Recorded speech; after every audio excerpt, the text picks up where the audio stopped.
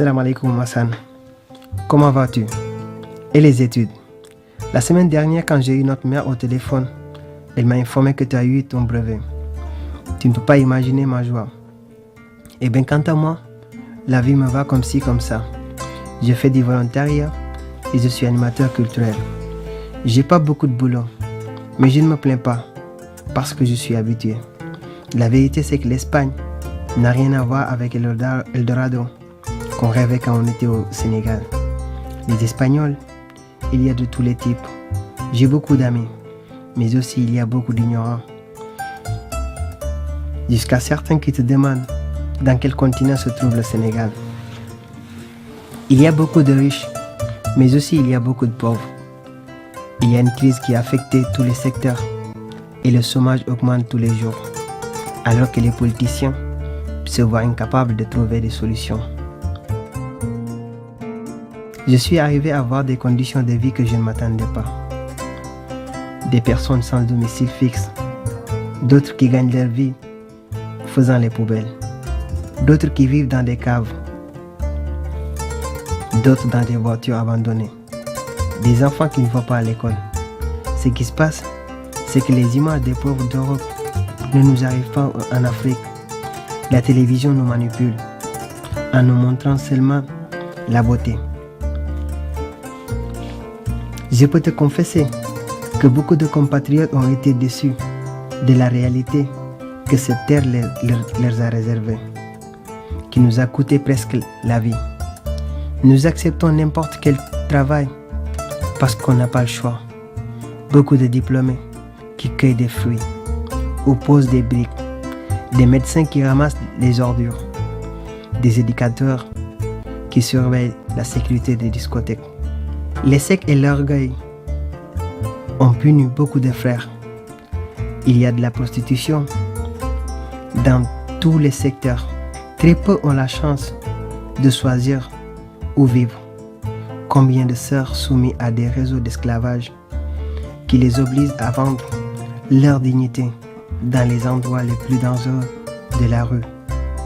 Combien de larmes, quelle peine, quelle souffrance je ressens quand je vois mes frères vivre dans des maisons abandonnées, des usines fermées, sous les ponts. Quel danger vivre dans des poubelles ou vivre des poubelles. Imagine la quantité d'énergie que nous dépensons par jour et notre contribution au développement économique de ces pays qui, au lieu de nous remercier, nous soumettent à des lois qui nous rendent la vie chaque fois plus difficile.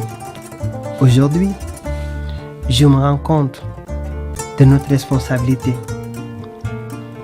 de la pauvreté de notre chère Afrique. Je sais beaucoup.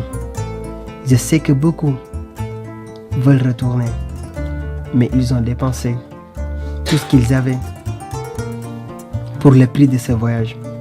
La déception ne leur a pas laissé d'autres options que rester et faire face à la réalité. Ce qui en vérité me fait de la peine. Hassan, l'Europe aussi a sa pauvreté qui se cache dans ses coins et ses banlieues. Ce qu'il y a de bien, c'est qu'eux-mêmes travaillent pour s'en sortir au lieu d'espérer. Ne crois à personne de ceux qui reviennent au pays avec des cravates, des vestes, des habits neufs, disant que l'Espagne leur a réussi. N'envie personne, parce que ce qu'ils te racontent, c'est différent de la réalité. Hassan, s'il te plaît, ne vends pas tes affaires, ni fais des folies, comme monter sur une pirogue pour venir en Europe. Tu peux sûrement le regretter. Il sera tard pour retourner en arrière. La vie, c'est en Afrique. L'Afrique, c'est le futur. N'écoute pas ceux qui te disent que là-bas, il n'y a rien. Sûrement qu'ils ont raison, parce qu'on est en train de dépenser toute la force ici, dans ces pays.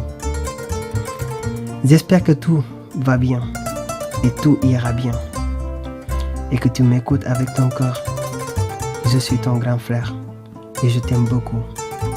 Dans peu de temps, je commencerai à faire des démarches pour les papiers, pour solliciter un permis de résidence.